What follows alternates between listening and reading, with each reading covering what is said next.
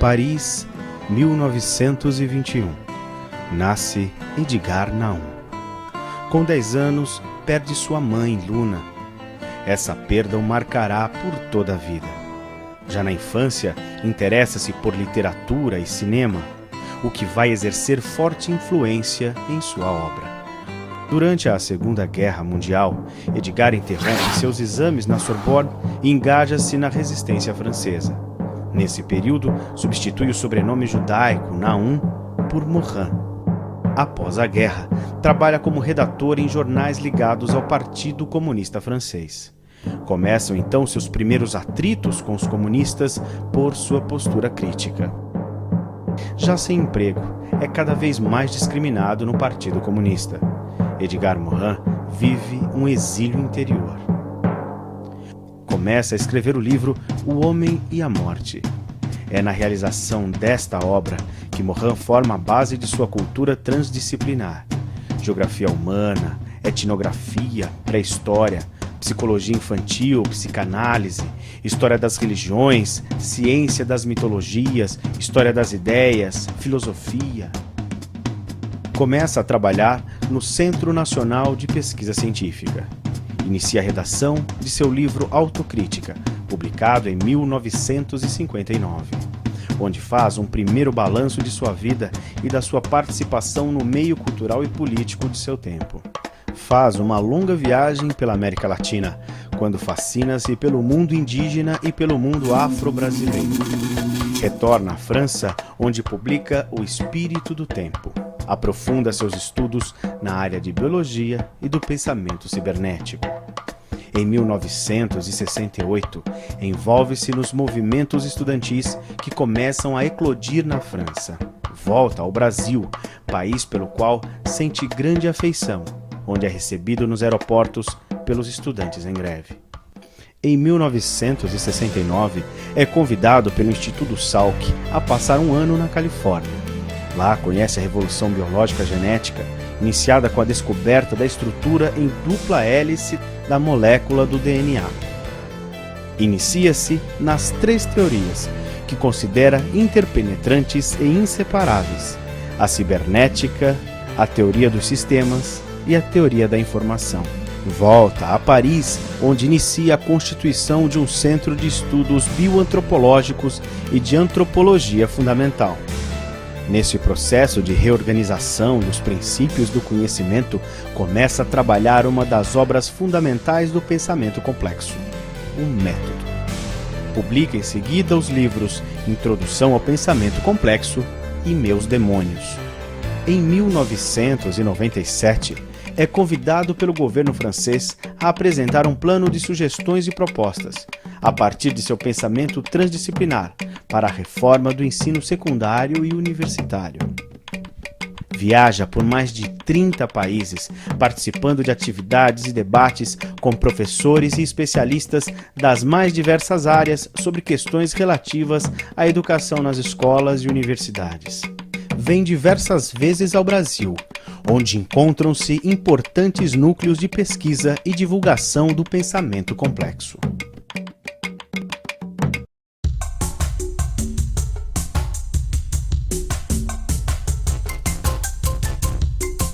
Há uma característica comum em toda a obra do Edgar Morin, que é uma articulação muito grande entre a vida dele e as ideias que ele professou e professa até hoje. Então, ele denomina isso de reorganizações genéticas, que na verdade não são reorganizações genéticas no sentido da genética, mas são reorganizações no estilo do pensamento dele. Então, nas obras de caráter mais biográfico, ele sintetiza essas reorganizações em 3.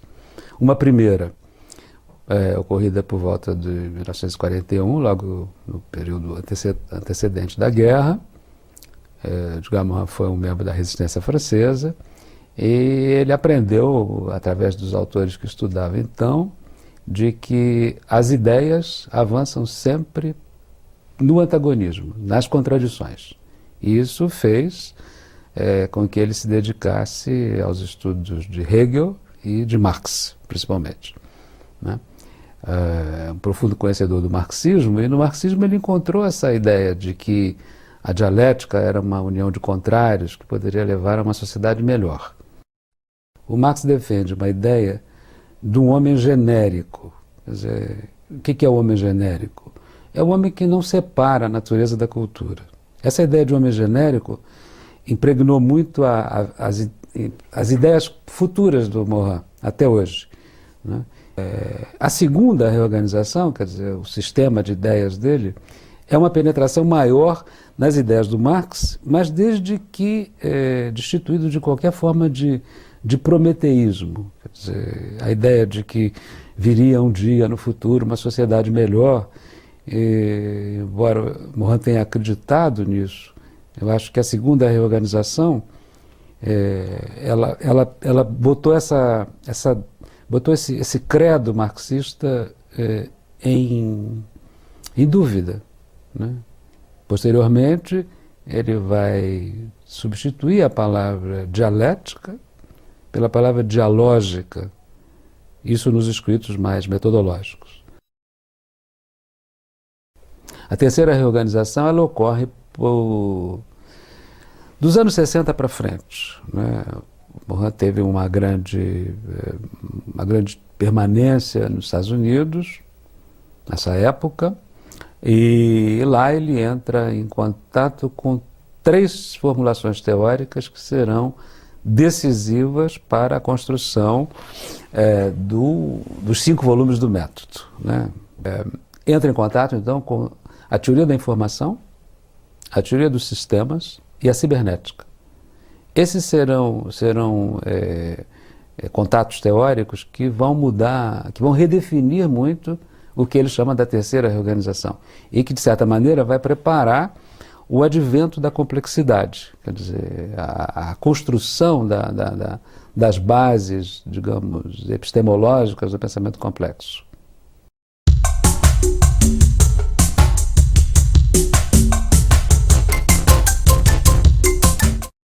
É muito importante a gente ter sempre em mente as etimologias. Então vamos lá.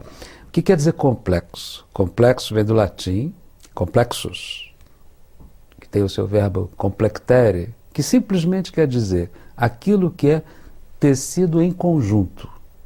Quer dizer, a etimologia da palavra é exatamente essa, porque pode gerar uma certa confusão entre, quando você fala em complexo, você automaticamente pensa em algo simples.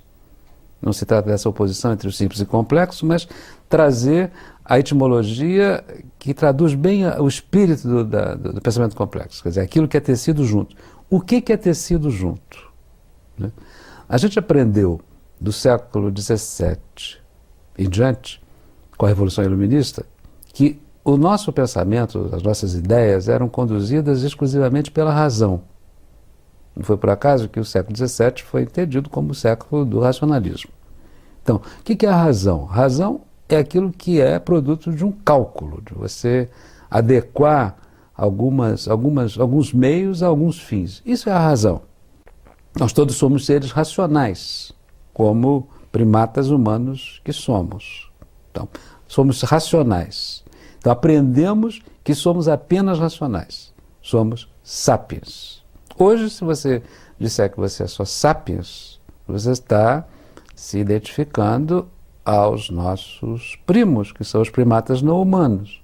Ou seja, os gorilas, os chimpanzés, os orangotangos, etc. Por isso, nós ganhamos um segundo sapiens.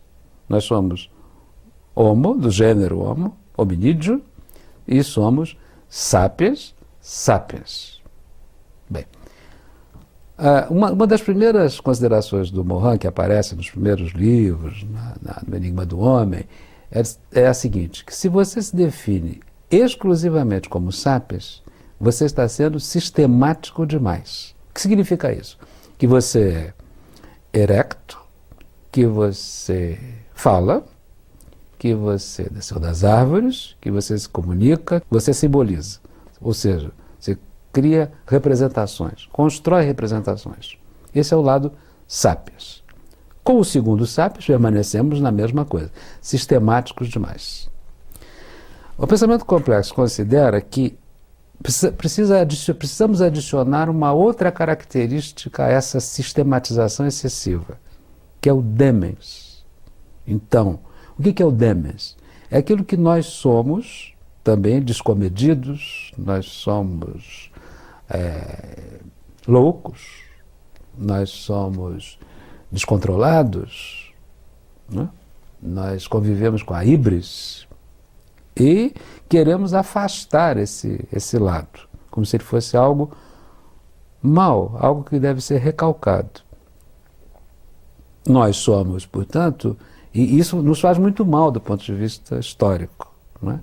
Quer dizer, aceitarmos-nos como sapiens demens, ou seja, que todo sujeito humano é duplo. Ele tem um pouco de sapientalidade e também um pouco de demencialidade. Então, uma definição mais atual da nossa condição seria a que nós somos Homo sapiens, sapiens demens. Portanto, aí está o primeiro entrelaçamento do complexo, ou seja, sapiens demens.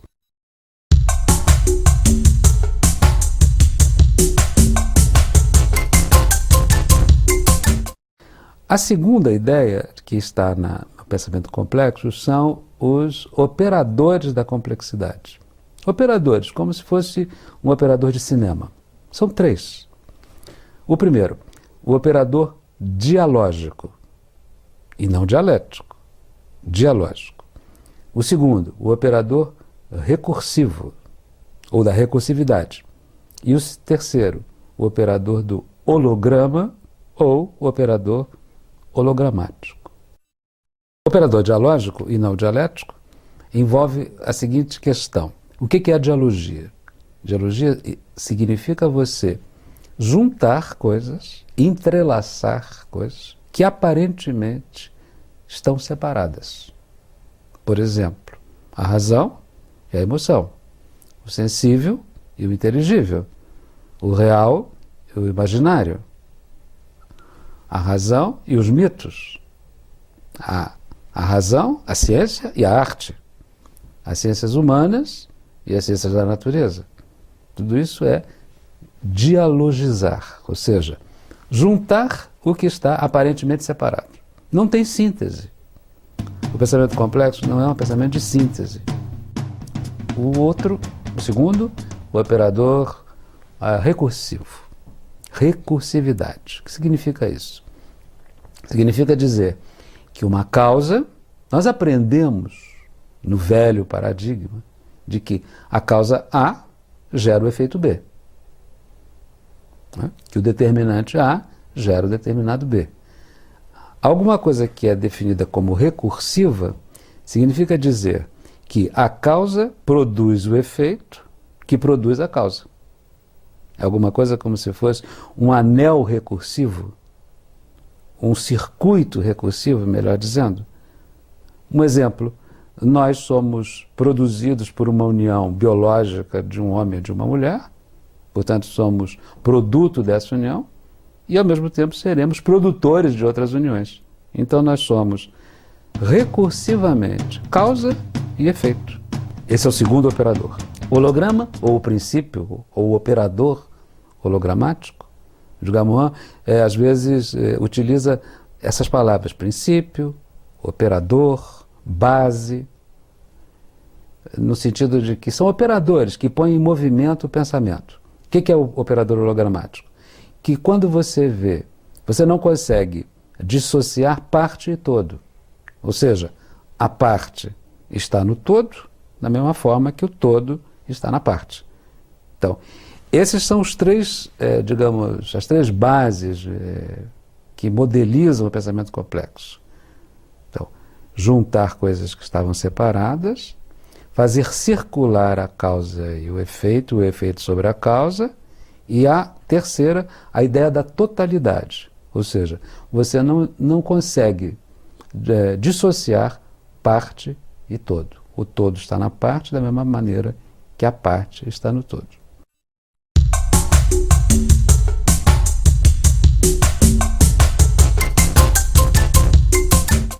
Com esses três operadores, você vai construir a noção de totalidade.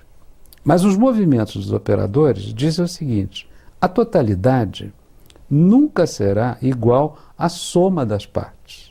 Nós estamos acostumados a imaginar a palavra totalidade dessa maneira. O que é a totalidade? Totalidade é: você junta A com B, com C, com D e com E, você tem a totalidade.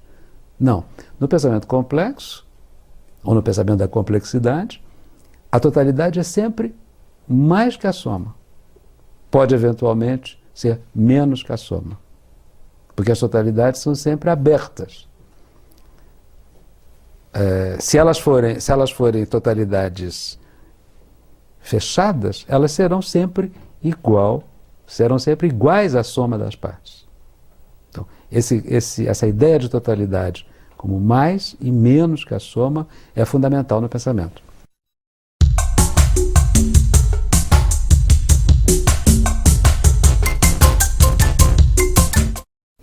Nós aprendemos também que nós somos seres que criamos cultura. Né? Nós somos loquens, porque falamos, somos faber, porque fabricamos instrumentos, somos simbólicos, porque simbolizamos, criamos os mitos, as teorias, os nossos ídolos, né? As nossas mentiras, os nossos imaginários. Aprendemos. O que nós não aprendemos é que nós somos complexos, ou seja, que nós estamos inscritos, nós somos hoje o que somos, porque estamos inscritos numa longa ordem biológica que nos fez como nós somos agora, e também nós somos seres produtores de cultura, ou seja, nós somos 100% natureza e 100% cultura. Nós aprendemos, talvez pelas instituições escolares, a recalcar o lado da natureza. Não nos percebermos também como seres que somos uniduais. 100% natureza, 100% cultura. Talvez seja uma herança da razão, do racionalismo do século XVII, que nos legou essa ideia de que os imaginários, os mitos, as artes, não faziam parte da ciência.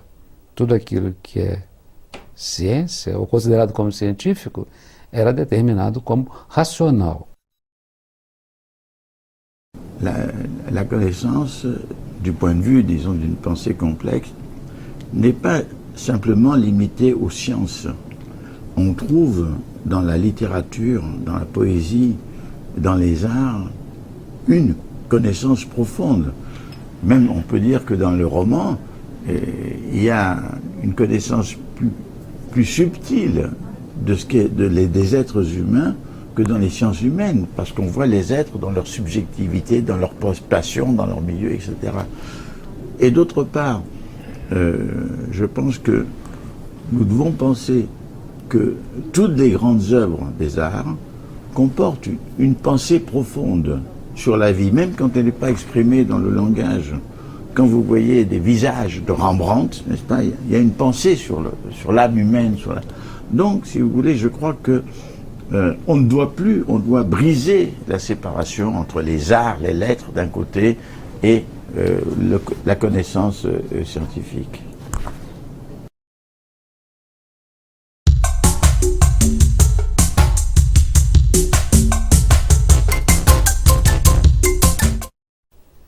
O que é a razão? A razão é um cômputo, é um mecanismo da mente, do cérebro, que se traduz por um conjunto de regras que você utiliza para conhecer determinadas coisas. Nós usamos a razão em todas as nossas atividades. Muito bem, isso existe nos humanos desde sempre, desde esses 130 mil anos. Sempre fomos racionais. Em alguns momentos, alguns homens do planeta foram considerados como seres que não tinham razão. Por exemplo, no século XVIII, os índios brasileiros, os Tupinambá, eram levados às cortes absolutistas da França para serem literalmente apalpados pelos membros da corte, para ver se eles eram homens. porque eles eram considerados como primitivos, inferiores, seres que não eram dotados de razão. Isso foi uma grande incongruência que a própria ciência construiu sobre nós mesmos, né? Quer dizer, sempre fomos racionais, né?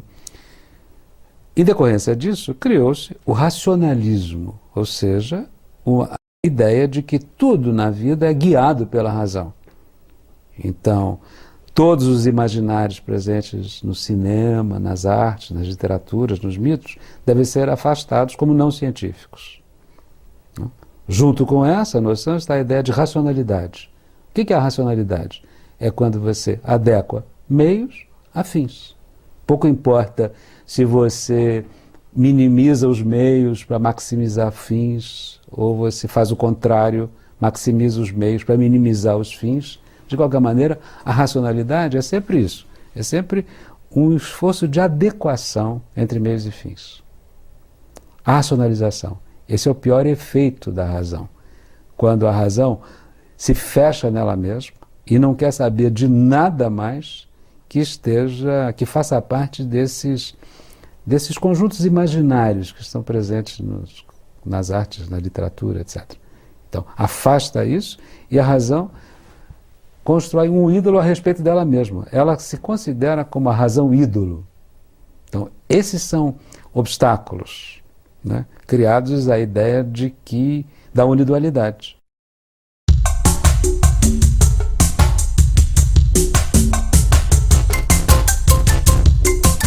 Algo que o pensamento complexo também considera é de que qualquer atividade de qualquer sistema vivo, nós estamos falando aqui de homens reais, Homo sapiens sapiens demens, mas poderíamos estender isso às sociedades animais, das formigas, das abelhas, dos nossos primos, os primatas não humanos.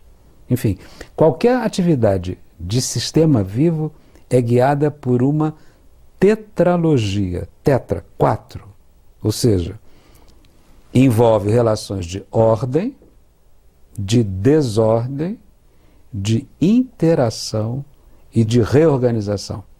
Edgar Morin chama isso de o tetragrama organizacional. Qualquer sistema vivo sempre tem ordem, regularidade, desordem, desavenças, emergências, interações, coisas que começam a interagir que não estavam previstas anteriormente, e reorganizações, para onde o sistema vai. O sistema sempre é algo que vive na irrupção da desordem, o que faz com que, às vezes, Edgar Morin defina o que é a Terra, o planeta Terra. Então, o planeta Terra é um mero planeta muito pequeno no conjunto de todas as galáxias do universo e que vive à deriva. Quer dizer, não se sabe exatamente para onde esse planeta está indo. Então, o tetragrama, ordem, desordem, interação, reorganização, aliado aos operadores da dialogia, do holograma e da recursividade, constitui o bloco forte, a base fundamental do pensamento complexo.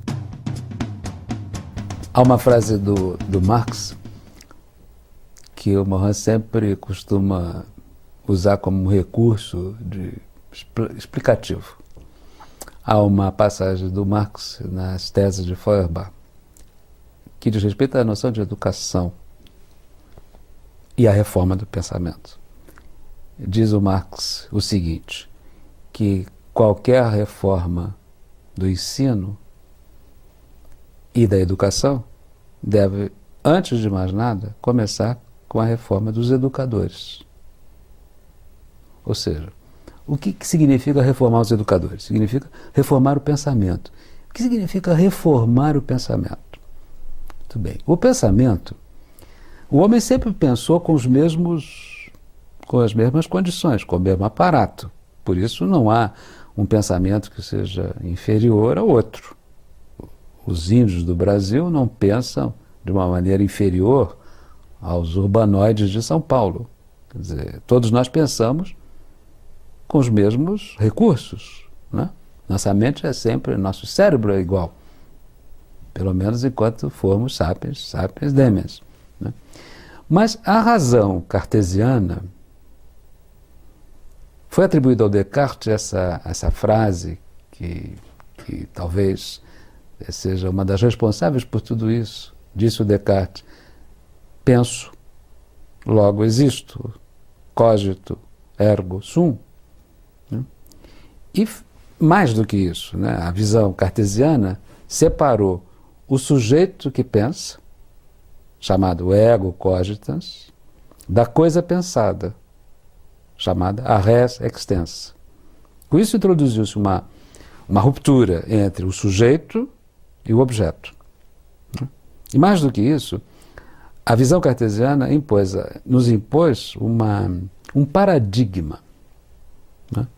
O que é o paradigma? O paradigma é um conjunto de regras, padrões, teorias, modelos, visões de mundo, que nós aprendemos, que nos é legado inconscientemente. Né? O paradigma cartesiano nos ensinou a dividir, separar a razão da desrazão, a razão do mito, a razão do imaginário. E com isso, o sensível do inteligível, a ciência da arte, a física quântica da antropologia. E com isso foi dividindo, separando. A reforma do pensamento é alguma coisa indômita que nós temos como se nós tivéssemos que reaprender a pensar. Então, reaprender a pensar, a religar todas esses continentes que foram separados desde a visão cartésienne. C'est un problème paradoxal parce que pour réformer la pensée, il faut que, au préalable, réformer les institutions qui puissent permettre cette nouvelle pensée. Mais pour qu'il puisse y avoir une réforme des institutions, il faut qu'il y ait déjà une pensée réformée. Donc c'est une contradiction logique. Alors en général, cette contradiction logique ne peut être surmontée que si on commence par des mouvements marginaux, par des mouvements pilotes, par des universités ou des écoles de formation exemplaires. Parce que le grand problème, c'est la rééducation des éducateurs. C'est un problème, c'est-à-dire aucun décret, aucune loi ne peut décider ceci. C'est s'il y a un mouvement assez puissant chez les éducateurs que la réforme peut progresser. Et moi je crois que les congrès, je crois que les réunions, je crois que la diffusion des idées joue un grand rôle pour créer ce mouvement parmi les éducateurs.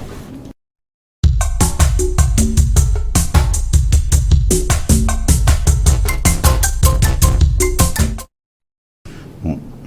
La transdisciplinarité signifie que non seulement les disciplines collaborent entre elles pour un projet de connaissances commun, mais signifie aussi qu'il y a un mode de pensée organisateur qui puisse traverser les disciplines et qui puisse en quelque sorte donner une unité. Autrement dit, l'interdisciplinarité, c'est un peu comme aux Nations Unies, où les disciplines sont séparées et discutent sur leur territoire, et la transversalité ou transdisciplinarité, c'est quelque chose qui est plus profondément intégrateur. Maintenant, pour qu'il y ait de la transversalité, il faut qu'il y ait une pensée organisatrice. À mon avis, moi, ce que j'appelle une pensée complexe. Si vous n'avez pas une pensée complexe, vous ne pouvez absolument pas faire de transversalité. Como nós aprendemos a separar as coisas, sempre, nós fomos ensinados a isso, e que sabemos que precisamos religar o que foi desligado, o que foi separado, né? Nós poderíamos perguntar a seguinte questão: como fazer isto? Né? Um dos efeitos da separação, da fragmentação, foi a distribuição do ensino em disciplinas. A disciplina nada mais é do que um ramo do saber, do conhecimento voltado para ele mesmo. Hoje se fala muito nas palavras interdisciplinaridade, multidisciplinaridade, transdisciplinaridade. É evidente que o pensamento complexo aposta mais na visão transdisciplinar. O que é a visão transdisciplinar? É simplesmente a construção de um metaponto de vista, e não de um ponto de vista, mas de um metaponto de vista sobre a vida, a Terra, o cosmo, a humanidade, o homem, o conhecimento, as culturas adolescentes, as artes. Isto é que é construção de metaponto de vista. Ou seja, que você vai saber da Terra juntando o especialista em biologia, em cosmologia, em antropologia, em física, em matemática, o poeta e o artista. Tudo isso é válido para a vida, para o homem, para o conhecimento. Quer dizer, você reunir, não como uma assembleia de diferenças, mas onde cada um está dando a sua contribuição para a construção de um metaponto de vista. O que é a vida? Respostas a essas exigências, né? Edgar Morin, quando assumiu o encargo de reformar o ensino médio na França, ele começou o projeto exatamente reunindo especialistas de várias ordens naquilo que ele chamou de jornadas temáticas. O que eram jornadas temáticas? Era simplesmente uma discussão sobre os metapontos. Terra, vida, culturas adolescentes, homem, humanidade, cosmo, etc. Le vrai problème n'est pas de faire une addition des connaissances. Le vrai problème, c'est une organisation des connaissances et de connaître les points fondamentaux qui se trouvent dans chaque type de connaissance ou chaque discipline. Autrement dit, ça permet de faire l'économie de l'addition des connaissances et ça permet de pouvoir se diriger vers les besoins de connaissances dans lesquels jusqu'à présent on ne peut pas pénétrer parce qu'il y a des fermetures et qu'il y a des frontières.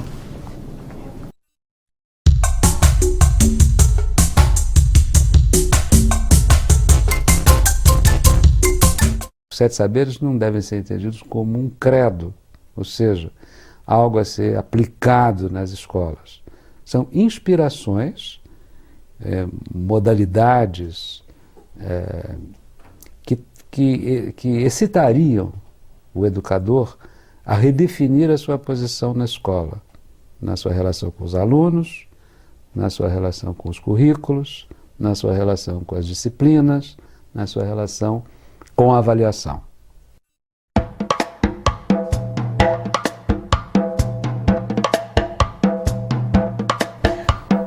O primeiro saber diz respeito à ideia de erro. Por quê? Porque a ciência se acostumou a sempre afastar o erro das suas concepções. Tudo aquilo que era considerado como erro devia ser afastado. Nós precisamos integrar os erros nas concepções para que o conhecimento avance. Essa seria a essência do primeiro saber. O segundo saber diz respeito à ideia de conhecimento pertinente. O que é o conhecimento pertinente? Nós aprendemos que o que nos foi legado foi a ideia de fragmentação. Quer dizer, quanto mais você fragmenta as disciplinas, melhor o conhecimento avança.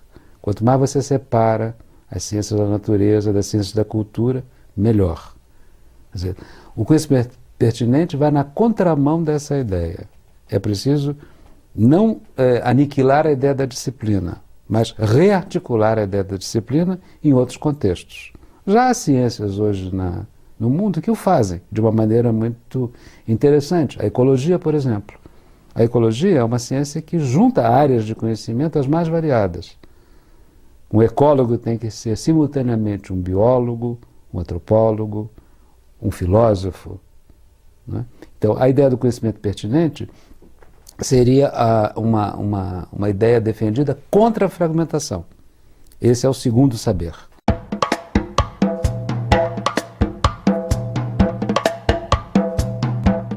O terceiro saber diz respeito à condição humana. Quem somos nós?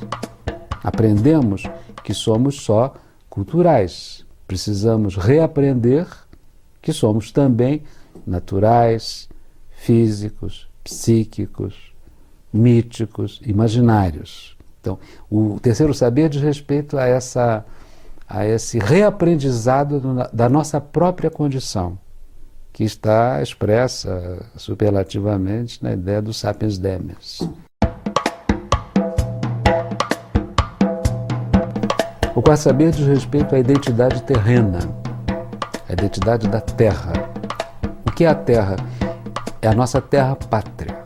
Precisamos ensinar aos alunos que a Terra é um pequeno planeta que precisa ser sustentado a qualquer custo.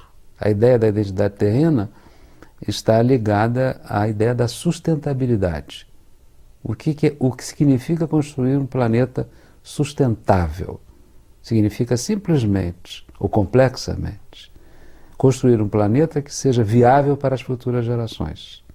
Se nós não conseguirmos manter o planeta sustentável, o planeta certamente dará sinais de irritabilidade, aliás, como já vem o fazendo. Né? Ensinar, portanto, a identidade da Terra, nossa terra pátria.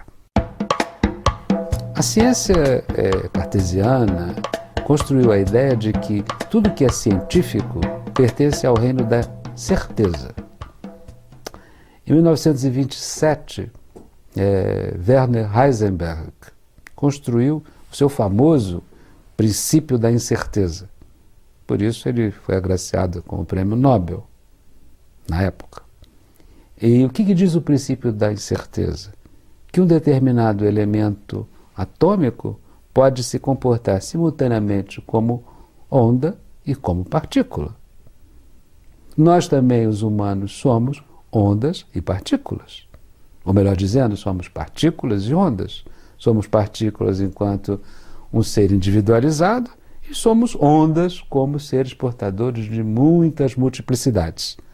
Então, temos que ensinar nas escolas a ideia da incerteza, que o conhecimento científico nunca é um produtor absoluto de certezas.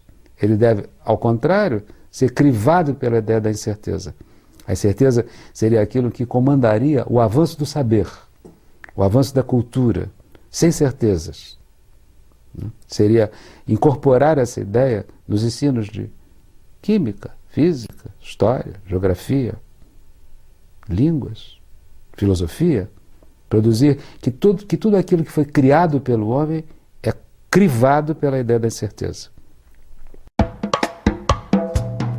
A compreensão deve ser o meio e o fim da comunicação humana. A comunicação humana deve ser voltada para a compreensão. Se nós olharmos para as nossas instituições de ensino médio, superior, nós vamos ver que o que as caracteriza é a incompreensão. Ou seja, disciplinas que brigam com as outras, departamentos que não se entendem com os outros, áreas de conhecimento que não falam com as outras. Então seria preciso introduzir o ensino da compreensão nas unidades de ensino em qualquer nível em que elas se exerçam. Poderíamos estender a ideia da compreensão dizendo que o planeta também precisa de mais compreensão. Hoje, olhando para o planeta Terra, nossa terra pátria, a gente pode verificar que o que o caracteriza é a incompreensão. Incompreensão por todas as partes. Incompreensão políticas, incompreensões ideológicas, incompreensões econômicas. Finalmente, o sétimo saber diz respeito à ética do gênero humano. Ética, uma palavra bastante complexa. Né? O que é a ética? Poderíamos resumir dizendo que a ética significa apenas não desejar para os outros aquilo que você não deseja para você mesmo. Então, a ética do gênero humano, ela é chamada de antropoética. Antropo, homem. Né? Então, o ensino da antropoética precisava ser reintroduzido nas escolas. E essa antropoética ela está ancorada em 3 elementos: o indivíduo, a sociedade e a espécie. Então nós precisaríamos arranjar uma antropoética que resligasse indivíduo, sociedade e espécie e não os mantivesse separados como eles se encontram nos dias atuais. Então, o problema maior reside em como aplicar esses 7 saberes na reforma da educação. Quer dizer, não se trata de transformar os 7 saberes em 7 disciplinas. Ao contrário disso, os 7 saberes, eles rejuntam as disciplinas. O que acontece isso? O que poderia acontecer isso na vida prática de uma instituição, fosse ela de um ensino médio ou de um ensino superior? Uma redefinição total dos currículos. Se você pega, por exemplo, um dos saberes, o da condição humana, por exemplo, então você tem que ensinar nas escolas que o homem é simultaneamente biológico, psíquico e cultural. Isso tem que, traduzido numa grade curricular, implicaria que fossem dados elementos de biologia, elementos de antropologia, elementos de filosofia. Isso não significa dizer que se trata de currículos de generalidades. Ao contrário, o objetivo dessa reformulação seria você exatamente religar a biologia, a medicina, a história, a antropologia e não mantê-los em separado. É claro que isso exige um novo tipo de professor.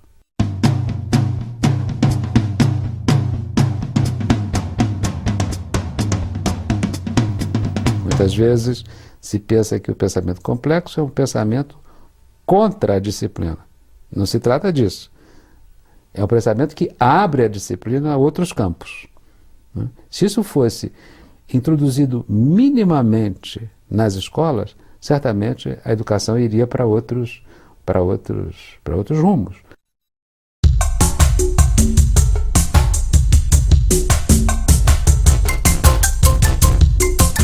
É claro que há pressupostos, é claro que há fundamentos, né? É claro que há recusas, né? Algumas recusas são fundamentais, né? Você tem que recusar a separação entre a razão e a emoção. Por exemplo, recusar a separação entre ciência e arte, recusar a separação entre ciência e mito, que está incrustada no pensamento ocidental, pelo menos desde Descartes. Né? Primeira recusa. A segunda, você tem que assumir e recusar, e assumir as implicações da recusa, que entre o singular e o universal, o local e o global, o sujeito e o objeto. Há sempre uma relação de tensão. Né? Entre o local e o global, não há nunca uma relação de total harmonia. Né? São opostos que se juntam, mas que precisam ser entendidos desta maneira. Muitas vezes nós tendemos a isolar os opostos, como os opostos que seriam irreconciliáveis. O pensamento complexo nos ensina a assumir a tensão entre o singular e o universal, entre o global e o local, entre o individual e o coletivo. Assumir a tensão, mas tentar fazer com que se estabeleça um canal de comunicação entre esses 2 elementos. Em outras palavras, o que era aparentemente considerado como oposto pode dialogar entre si. A terceira recusa talvez seja a mais complicada, é aquela que diz que nós precisamos recusar que o Estado é o único balizador do conhecimento científico. Há outras instituições que não sejam o Estado que o fazem, e por vezes o fazem até muito melhor. O Estado é regido por normas, padrões, por religiosidades. Então, assumir apenas que o Estado não é o único balizador dos movimentos do conhecimento científico.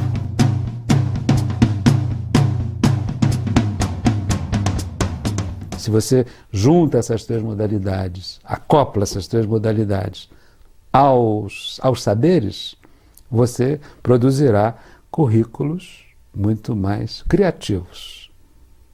Você poderia pensar que não seria estranho, por exemplo, numa escola, você, ao invés de filosofia, por exemplo, você ter uma disciplina denominada a filosofia da incerteza.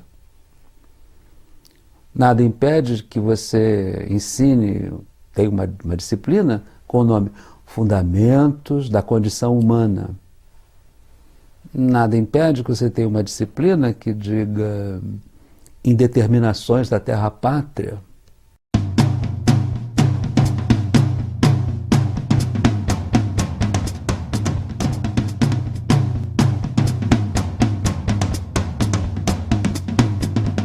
Há um poeta francês conhecido do Morin, que esteve presente nas jornadas, ele se chama Yves Bonnefoy, que o título da comunicação nas jornadas temáticas era o seguinte: é possível ensinar a poesia nas escolas?